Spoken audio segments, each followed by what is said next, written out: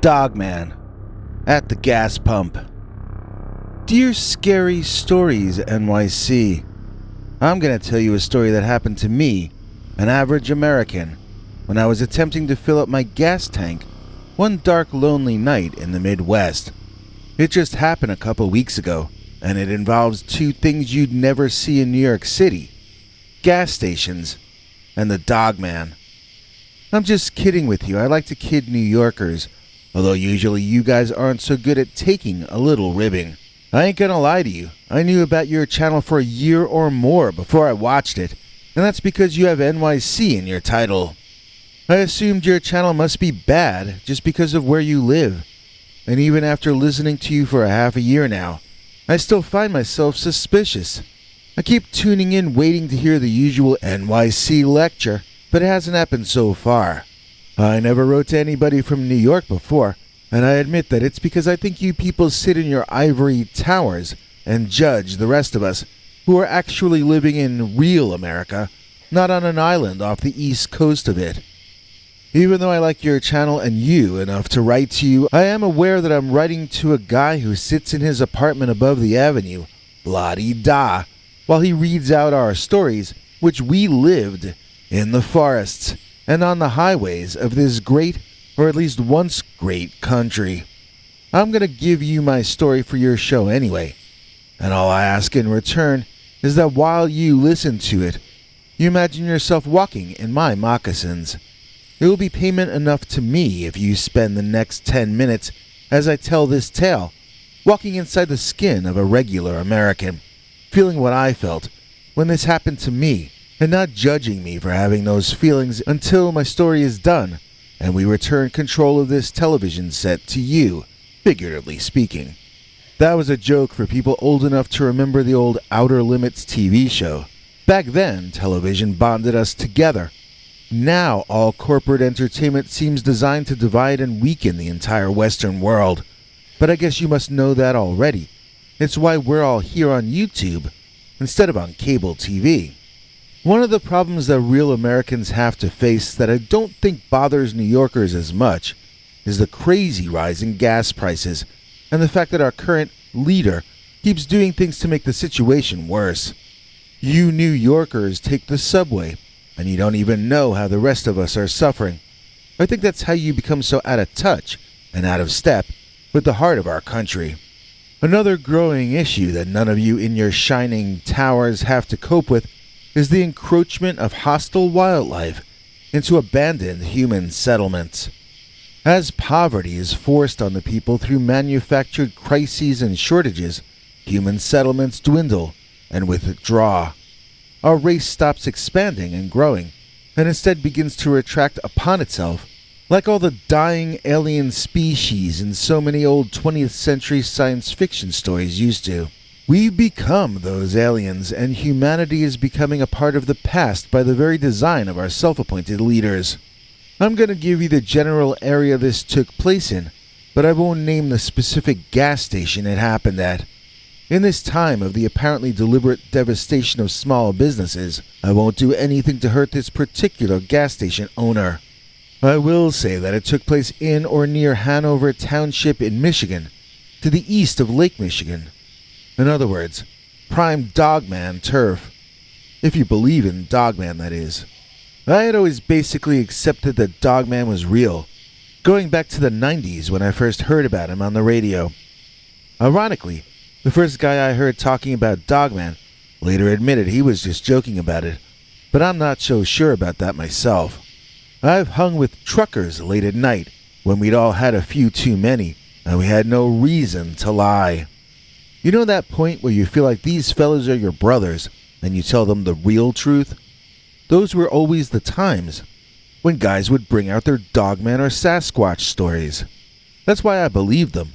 No guy that wasted ever lies. I mean, maybe he lies to a woman to get her to let him in, but no guy that plastered ever lies to his fellow man. Those are the times when he reveals truths that he would deny in any other state. And those are the times when I've heard grown men weep as they tell me about coming face to face with these remarkable beast men of modern legend. Even though I fully believed each of these men and their stories, the Dogman remained only a legend to me personally until I had my own experience with him. Something about the story I'm about to tell you hardened me, and it always hurts to lead into telling people about this.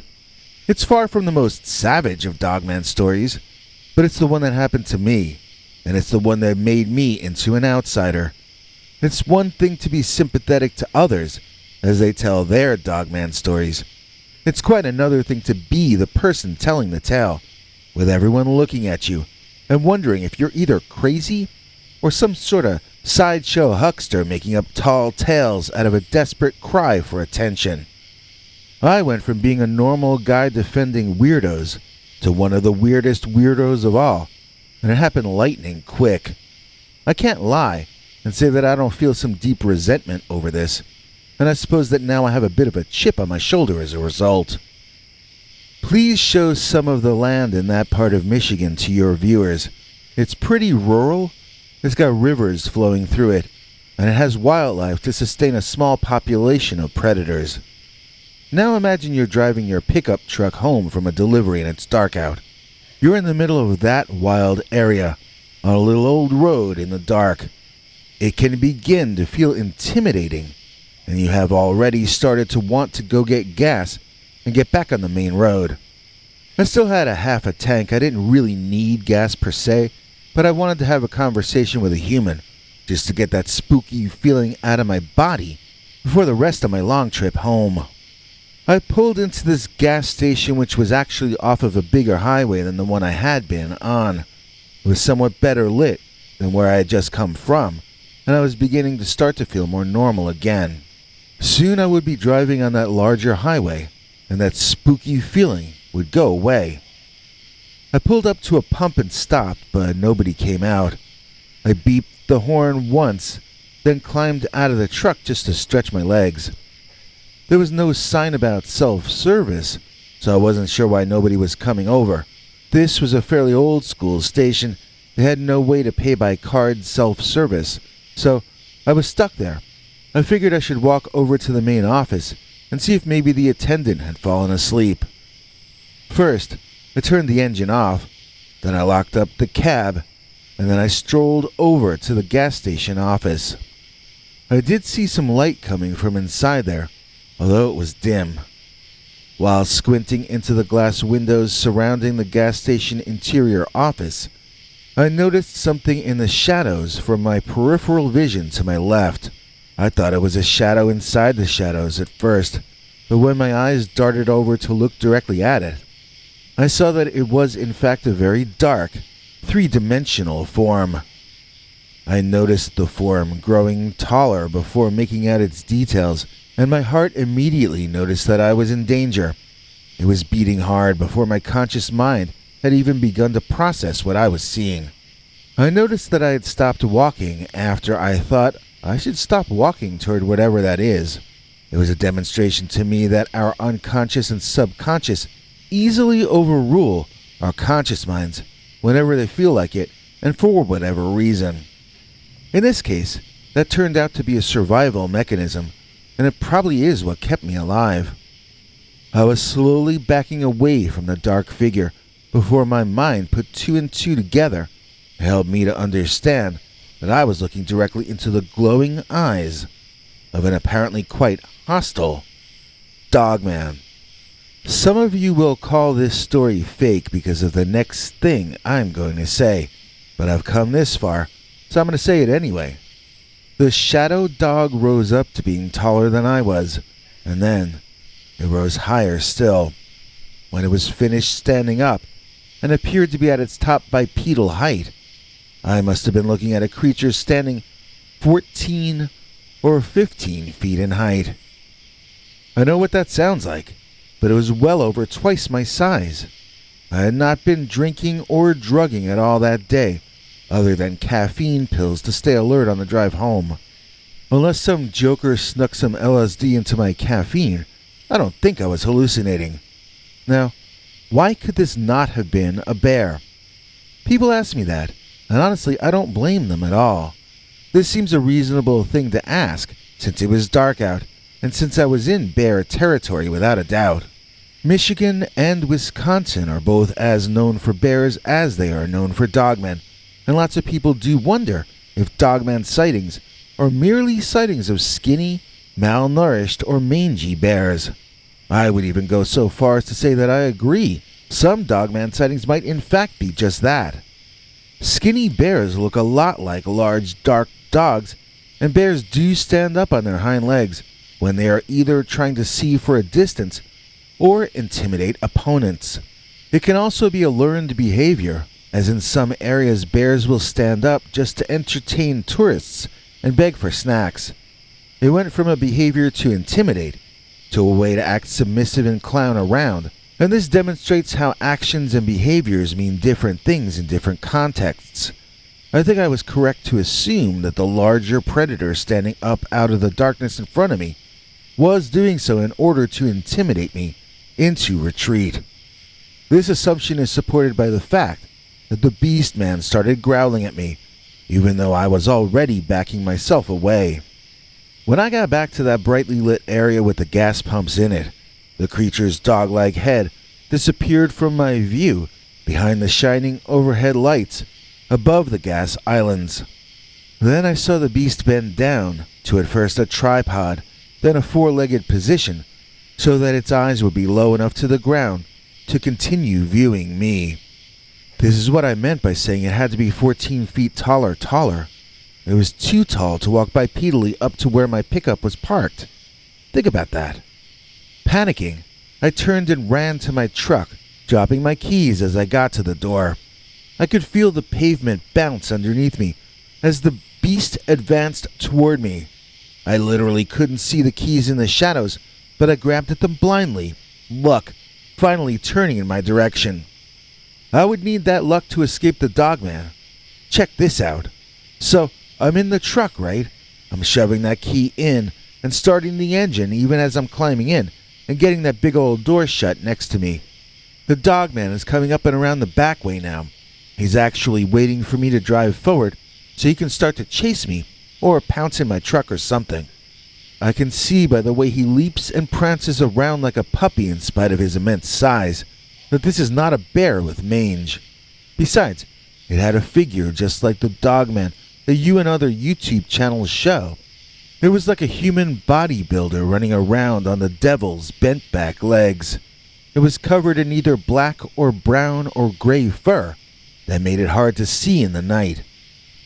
It had a silhouette like a hairy Batman, with those ears pointing straight up to the sky on top of his monstrous head.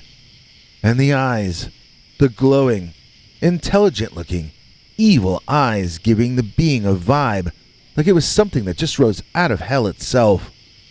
As I got the truck started and my door locked, I glanced into the rear view mirror and got my best view of the beast, bent over, its face clearly lit by the overhead lighting, revealing a snout as long as the longest wolf's snout, bearing teeth like rows of porcelain Ginsu knives. I felt like I was in a fur-covered remake of a Spielberg dinosaur flick. And I peeled out of that gas station, grateful that I actually had a half a tank left. Screeching and squealing into the night like a character from that old movie American Graffiti, I was treating my pickup truck like a hot rod in my desperation to get the heck out of Dodge. I have felt absolute panic only 3 times. 1 was when I was held up at knife point. 2 was when my wife told me she was taking our son and leaving with my own brother. And 3 was when I knew I had a giant dogman somewhere in the darkness behind my pickup truck. In all 3 cases, I felt like my life was over, as in done and finished. In all 3, I had that fight or flight feeling. And in all 3, my breathing became short, my chest felt tight, and my left arm hurt in a weird way. Since this was the 3rd time I had felt these things in my life, I knew automatically to consciously slow and deepen my breathing and to step outside of the panic and observe myself instead of being myself. Instead of panicking about being about to die, I could instead observe myself panicking. It still sucked, believe me, but now instead of feeling like a victim, I felt more like outside counsel drawn in to advise the victim. And my advice to myself in that moment was to drive as carefully as possible while attempting to motor at maximum velocity. There was a turnoff to the main highway up ahead. Realistically, the Dogman was not going to follow me further than that. It looked as though there were light traffic on the main highway over there.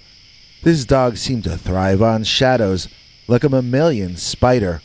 I couldn't imagine it following me once I'd merged into traffic. The goal was to get there safely, not to try to set new land speed records inside a beat-up old pickup. Just accelerate gradually, but consistently, and don't go too fast or lose control. I did as my advice had advised. I felt like I was making good progress toward my goal. I felt like slow and steady was going to win this race. And then, I made the mistake of looking in a mirror to check on the progress of the Dogman when I saw that huge wolf-like monstrosity so close to my rear that he could probably have jumped up into the bed of my truck in another 2 or 3 bounds. Well, if I thought that I had known before what the word panic meant, I was disabused of that notion in that moment. I floored the gas. I took off in a dangerous fashion. I nearly spun off the road on each turn, and I marked up one side of the truck when I rode into the metal railing for a stretch, sparks shooting off and a terrible noise resulting. I think I nearly killed myself 6 times during that brief run when I was trying to stop the Dogman from catching up. When I reached the highway, I didn't so much merge into traffic as remake all traffic in my own image. Cars swerved and beeped and sped up and slowed down, all trying to avoid colliding into my barely under control pickup truck. If any officers of any law were present, I'd have been pulled right over. But as I said before, I had luck on my side that night. I'm pretty sure I used up all of it in that grand entrance to the highway, though. I didn't see any Dogman or anyone else crashing out behind me, and I was home free. It was the best of times. It was the worst of Dogman. There are crazy conspiracy theories out there saying that the Dogman is a creature created by science. Why would scientists inflict a new predator upon their own species, though? In light of the fact that social media for a while banned discussion of certain viruses being manufactured on purpose, will it one day be a violation to wonder aloud if Dogman was also inflicted upon us deliberately? Will this video be banned for hitting a little too close to the truth, or am I just way off in my thinking? I'm not trying to get your channel in trouble. These are only my own opinions. I can't prove or disprove any of them. They're just my ideas, just things I'm wondering aloud about, while that's still allowed. I also think my experience introduces a new metaphor into our shared cultures. Previous hard times for humanity resulted in the wolf metaphorically appearing at the door of Americans due to the greed of the oligarchs. The misbehavior, greed, and evil of this current generation of elites, however, seems to have produced Dogman at the gas pump.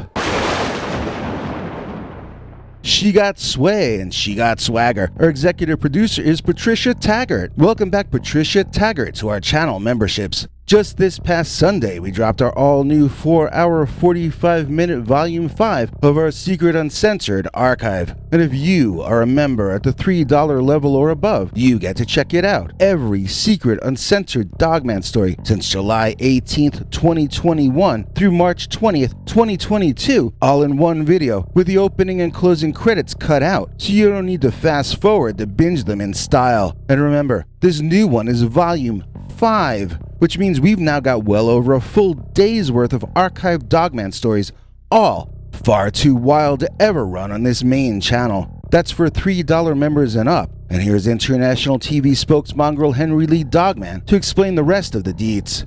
Hank? Thanks for watching till the end. If you liked what you saw, please consider clicking like on the video or sharing it with your friends and family that you think might also be interested. If you would like to see more of our work, please consider subscribing and hitting that bell icon next to the subscribe button so that YouTube will alert you when we put out a new video.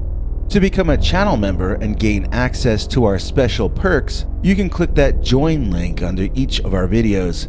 Another option is to join our PayPal subscribers club at peterbernard.com. You can join for as little as 99 cents on YouTube or $1.50 at peterbernard.com, and that gains you access to our weekly secret uncensored episodes. If you'd like to see our 21 hours of archives of uncensored Dogman stories, then please join at the $3 level or above. To get to watch our shows in advance of the public, please join at our $10 level. That gets you all the perks. If you join our channel memberships, you need to check our community page here on YouTube in order to get the links to the secret videos and other perks. If you're in the PayPal subscribers club, Peter will email you all the news and links himself. Once joining the PayPal club, which is Peter's homemade club, please give him a chance to see that you've joined and to compose you a personal welcome email, as none of that is automated. But whichever you join, we'll name you an executive producer for the next available episode. Do you have a scary experience that you'd like to share with us? You can email us at scarystoriesnyc@gmail.com or call our Scary Stories voicemail hotline at 804-LA-SCARY. That's 804-537-2279. It's a Google voicemail box, so that means it keeps cutting off after every 3 minutes. If your story is longer than that, please keep calling back and we can piece it together on our end. Good night, and have a scary tomorrow.